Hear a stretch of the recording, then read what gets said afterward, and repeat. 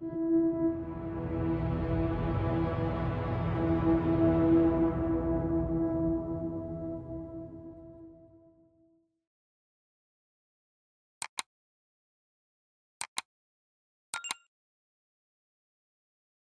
evening, all, and thank you for tuning in to tonight's story. If you enjoy it, please remember to subscribe and like the video so we can continue bringing you more horror stories. Now, without further ado, take a deep breath and relax as we take a journey through the night.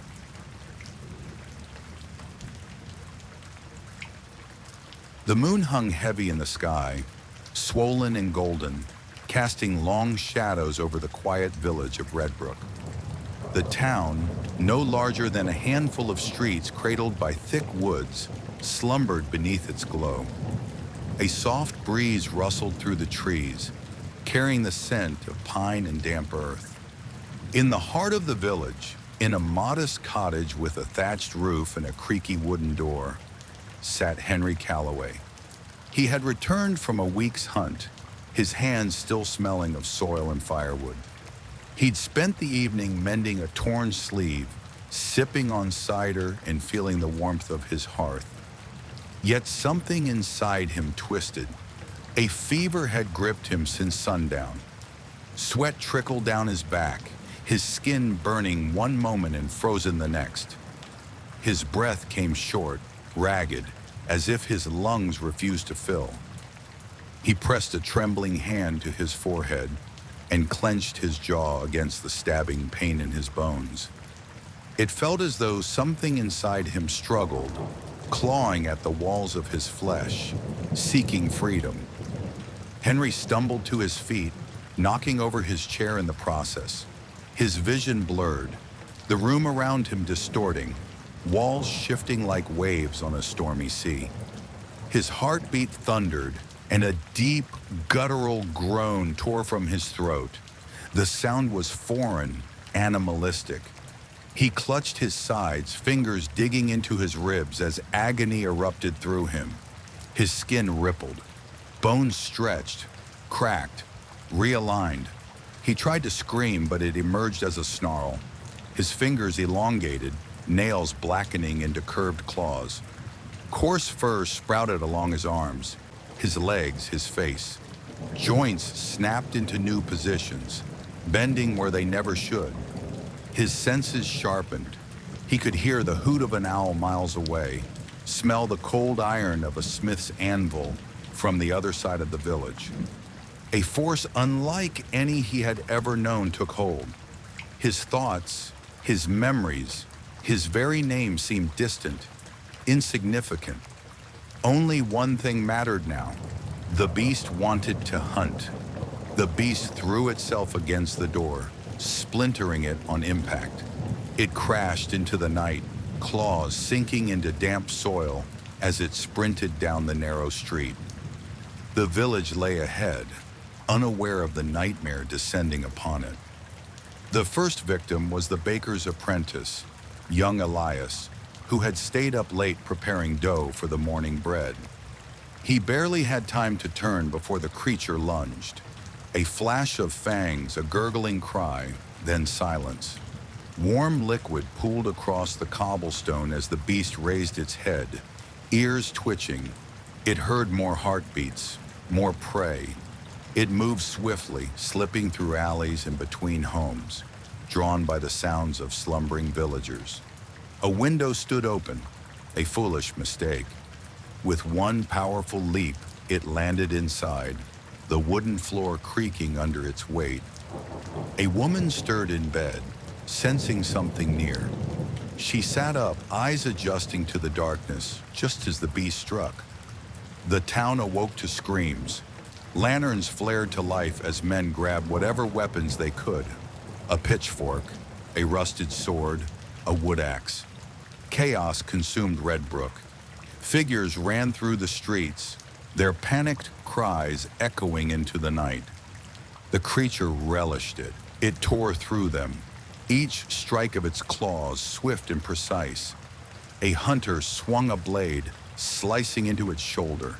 The beast roared, pain only fueling its wrath. It slashed out, sending the man sprawling against a wall, his weapon clattering to the ground. Then a voice, a strong, commanding call, cut through the madness. "To the chapel! Hurry!" The village priest, Father Aldrich, stood in the courtyard, holding high a silver cross. The surviving townsfolk rushed past him, seeking refuge in the stone building. The beast prowled forward but hesitated.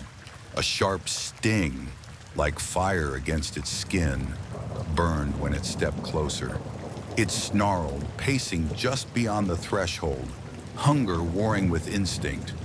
The scent of incense, the flickering of candlelight, something about the place made its hackles rise. It would not enter. Inside, villagers clung to one another, shaking, praying. Aldrich's gaze was steady, though fear lurked beneath his eyes. "This is no ordinary beast," he murmured. "This is a curse." The hours stretched, the beast prowling outside, waiting, but the sky began to shift, the inky black of night giving way to the first light of dawn. The change came again, brutal and excruciating. The fur receded, bones cracked back into place, the fangs and claws withdrew. And then there he was, Henry Calloway, naked, trembling, his skin slick with sweat, his hands caked in crimson. He collapsed onto the dirt, weak, gasping. Memories flooded back in fragments, running, screaming, blood. So much blood. A hand grasped his arm, Aldrich, eyes full of sorrow. "We must act quickly," he said. The village had lost much, but mourning brought decisions. Henry, though restored to human form, was no longer one of them. He was the thing that had haunted their night, the shadow in their streets, the reason loved ones would never rise again. Chains were fastened, a wagon was prepared. The road to exile lay ahead.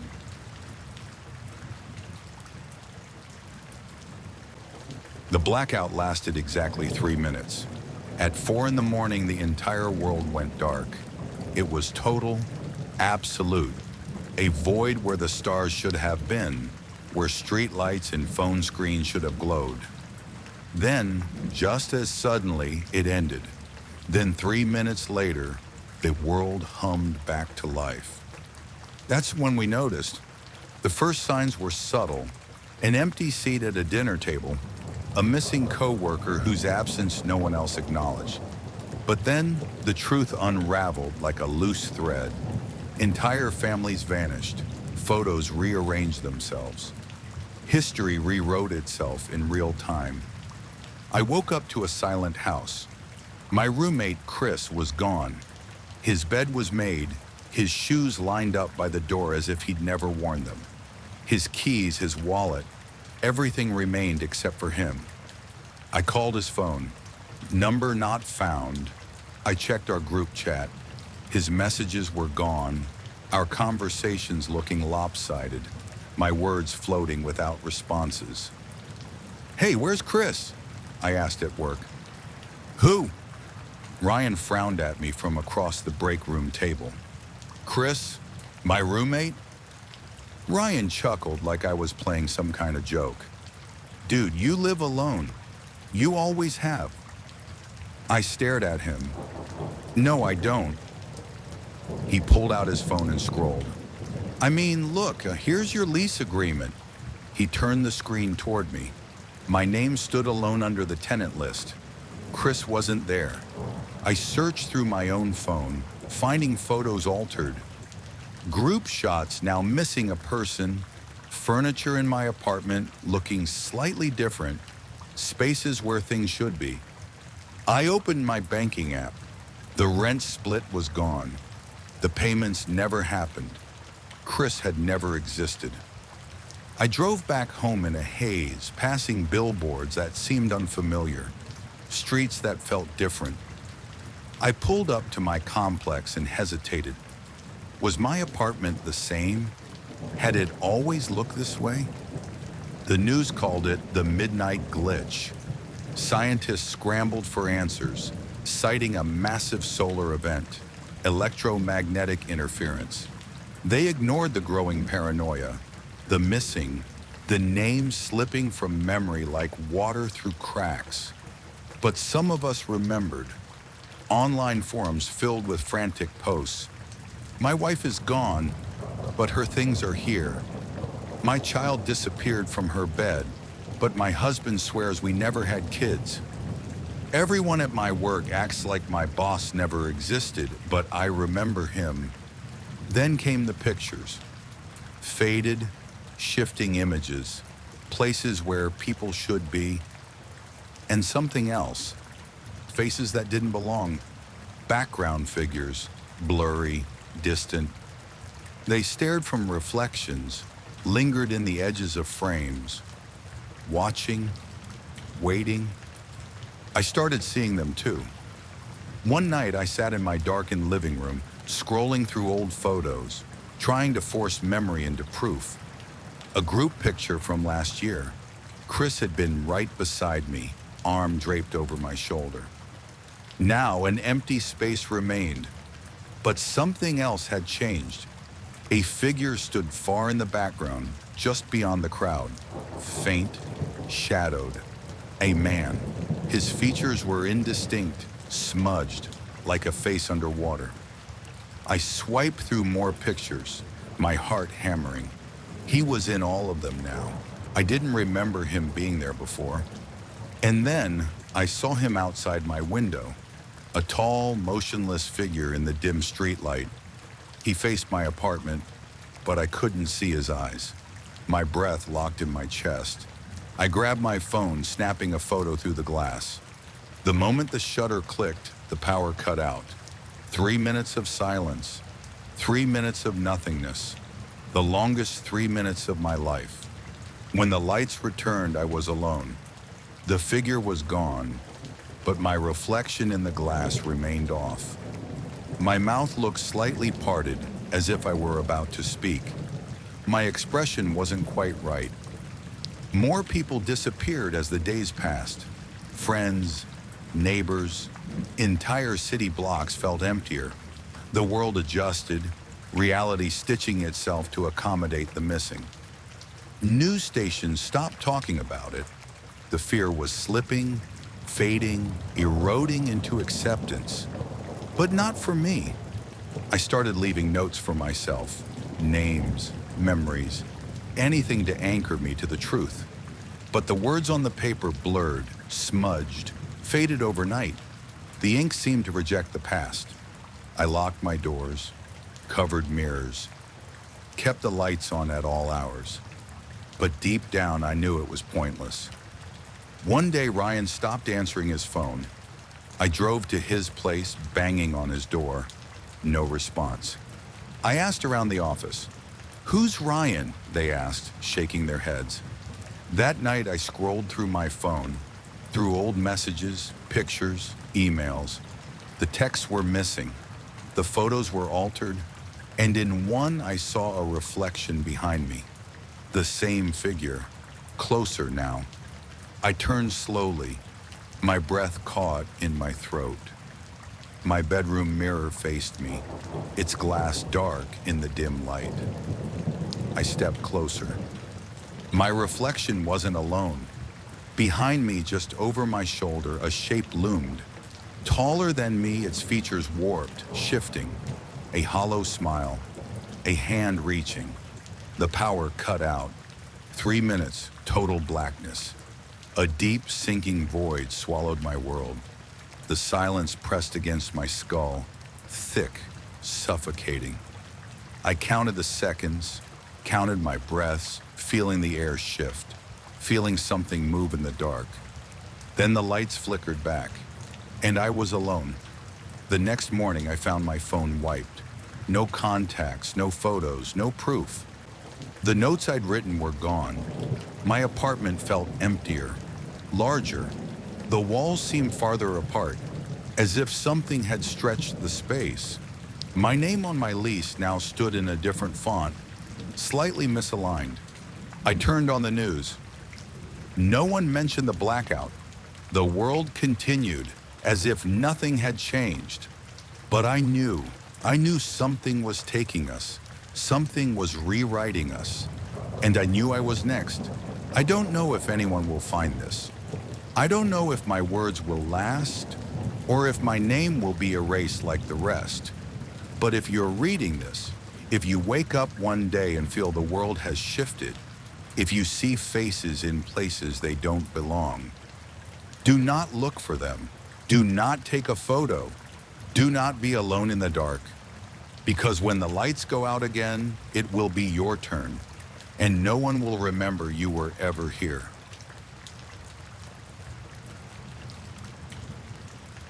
It started with static.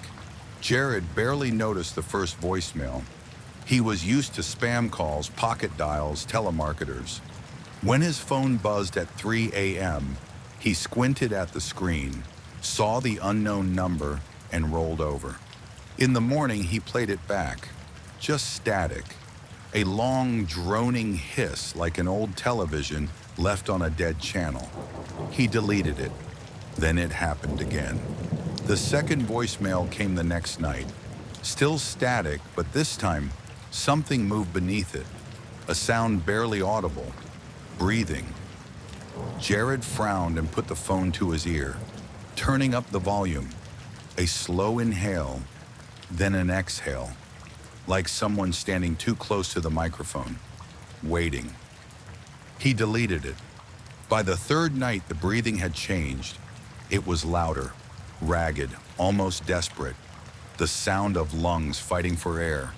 Then at the very end, before the voicemail cut off, he heard it, his own voice. "Help me!" Jared's fingers trembled as he replayed it. The words were strained, choked. He didn't remember recording anything like that. Didn't remember saying those words at all. His stomach twisted. Maybe someone was messing with him. A prank. But why did it sound exactly like him? The calls kept coming. By the end of the week, he stopped answering unknown numbers, but the voicemails never stopped. The messages got clearer. No more static. Just breathing, then his voice begging. "Help me, it hurts. I don't want to be here. Please."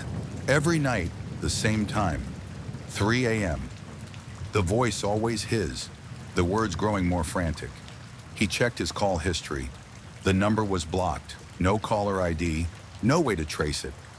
Jared barely slept. He stayed awake until morning, staring at the ceiling, phone clutched in his hand. He searched online, but nothing fit.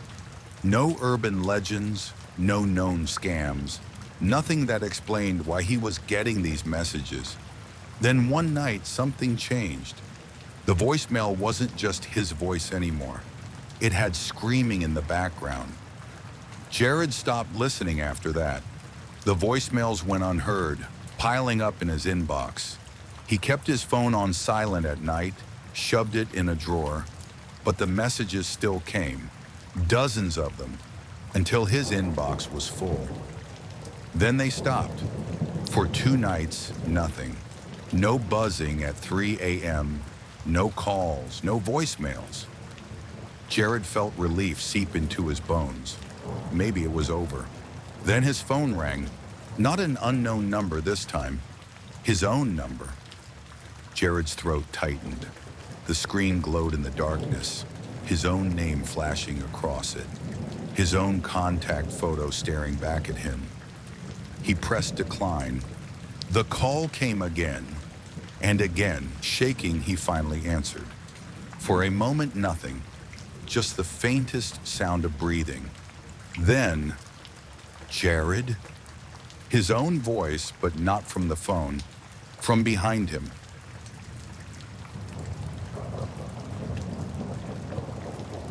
The cemetery wasn't there yesterday. John saw it on his morning run, where the edge of town met the thick tree line. A field that had always been empty now stretched before him in even rows of gravestones. The air felt damp, heavy with the scent of earth, like fresh turned soil. He slowed, wiping sweat from his brow. The headstones stood pristine, untouched by time or weather. No cracks, no moss creeping over names. Just perfect, polished marble with sharp, engraved letters. Names he recognized. John stepped closer, his heartbeat kicking up. The first name he saw was his neighbor, Mrs. Halloway. The date of death was next week. He swallowed hard. Maybe it was a coincidence. Maybe there had always been a cemetery here, and he had just never noticed. Then he saw the next stone, his boss, then his old high school teacher, the local librarian, his sister. His stomach clenched. The chiseled date was 3 days away. He staggered back, shaking his head. This wasn't real. It had to be some prank. He reached for his phone and took a picture. The moment he pressed the button, his screen went black. Dead. A breeze swept through, rustling the trees, carrying something foul beneath the rich soil scent. He turned and ran. "John, it's not funny." His sister, Danny, frowned at him over their breakfast table. "I don't have time for creepy stories." "I swear to you," he said, gripping his coffee cup. His hand still trembled. "Your name is there, 3 days from now." She rolled her eyes. "And what? You think I should just hide in my room? I think you should leave town." She scoffed. "You're freaking yourself out over nothing. You probably misread it." But he hadn't. And when he drove by later that evening, there was a new grave. His own. He barely slept. Every time he closed his eyes, he saw the headstone, his name carved deep into the surface. The next morning, he went back. The cemetery had grown.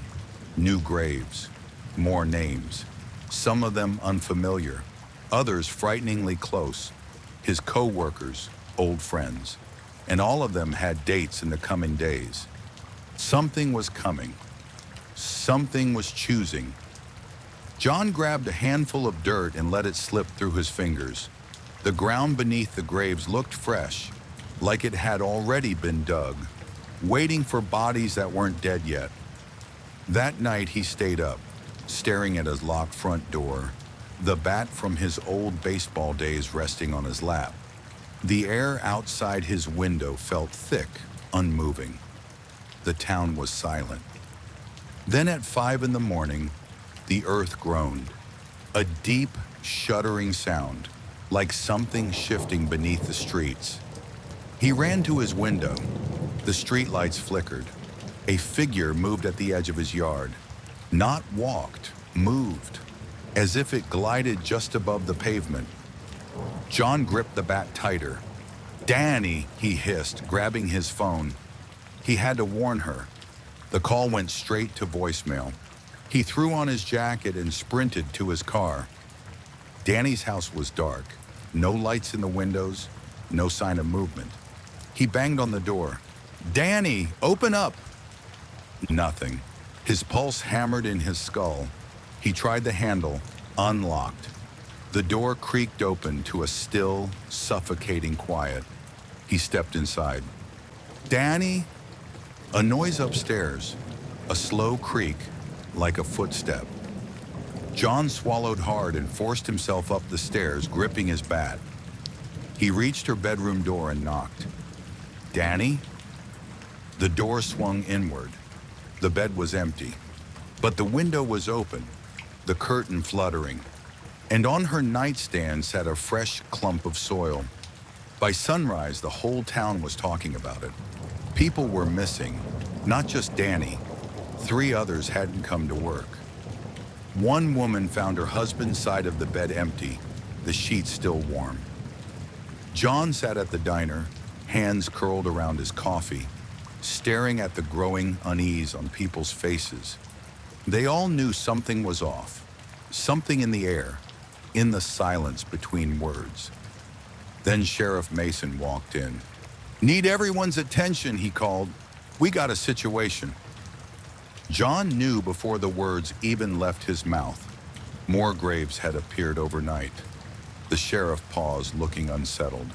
And we're missing folks. The diner filled with frantic murmurs. John stood.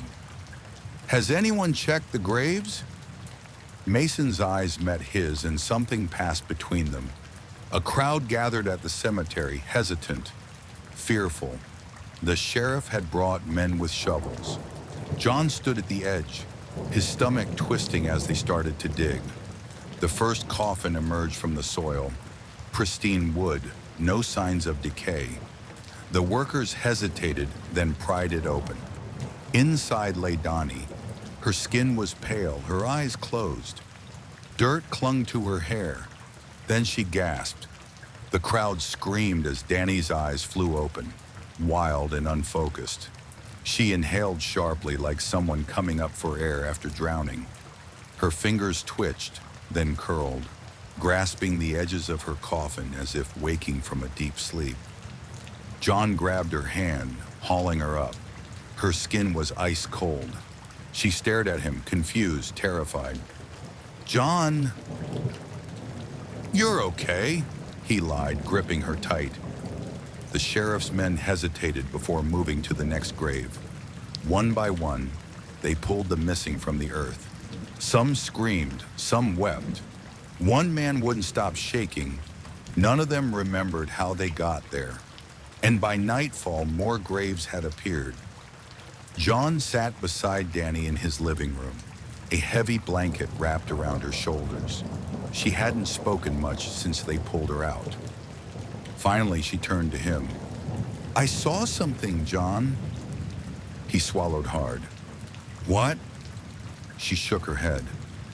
I don't know. It was like shadows, but they had weight. I felt them pressing down, and something... She trailed off. A chill crawled up his spine. A sudden knock at the door made them both jump. John stood, heart pounding. He peered through the peephole. A figure stood on his porch, barely visible in the dim light. Not a neighbor, not anyone he recognized, just a tall, unmoving shape. Another knock, slower this time. Danny gripped his arm. Don't open it! He took a step back, pulse roaring in his ears. Then from outside, a voice, low, hollow, calling his name.